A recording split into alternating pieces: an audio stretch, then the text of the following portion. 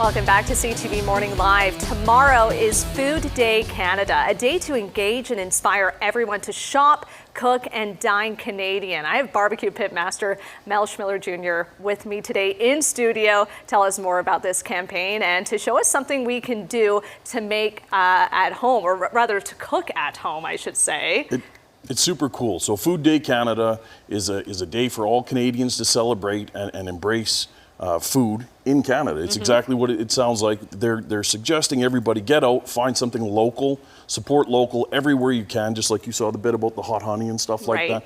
Get into local, support local, buy local, take it home, cook it yourself, right? And just enjoy what we have, the bountiful stuff we have in this country. It's amazing. So. It truly is, and you are spoiling me this morning because the smell in here, I wish I could describe it to you. What have you whipped up for me? So we've got some skirt steak, some beautiful Canada beef skirt steak, which I've been grilling off right here, and now we're doing it a Brazilian style. So the Canada beef, they have a website with the gateway, is what they call it.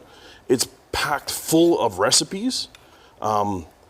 It's packed full of different cuts, different ways that you can shop for Canada beef, cook it off however you want to do it. The recipes are all through like I said, through the gateway. It is absolutely amazing. The stuff you can do at home, better than any restaurant. And you're about to find out. This is absolutely awesome. So maybe while I'm dining on this, what is Brazilian skirt steak? How does it compare to just barbecuing a normal steak? So this is actually it's a steak that runs right across the rib. It's a Brazilian cut, but it's something that we have local here. Every cow has it, right?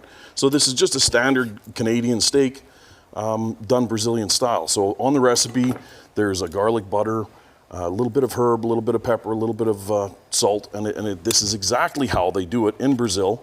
I was actually in Brazil just a month ago. Oh, so, wow. Yeah, I actually got to cook this for head chefs in Brazil. So amazing. Yeah, it's pretty cool. Okay, I'm smelling all the flavors that you just mentioned, so I'm just using my hands, Have a little taste. Have a little taste. But tell me about label literacy, because that's really important when we're looking at produce and meat. Exactly, and especially now in this market, the way everything's coming down, it is super important. When you see these packages, you'll see the leaf, right? So whenever you're shopping for beef, make sure you look for that leaf on the packaging. That way you know it's a Canadian rancher, it's a Canadian farmer, it's Canadian agriculture. You know you're getting the best bang for your buck, and it's right here in Canada. So, amazing.